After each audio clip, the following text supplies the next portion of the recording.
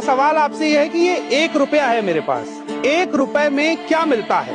आपका जवाब होगा कुछ नहीं मिलता है। लेकिन अगर संयम है कोतवाल तो डर काहे का।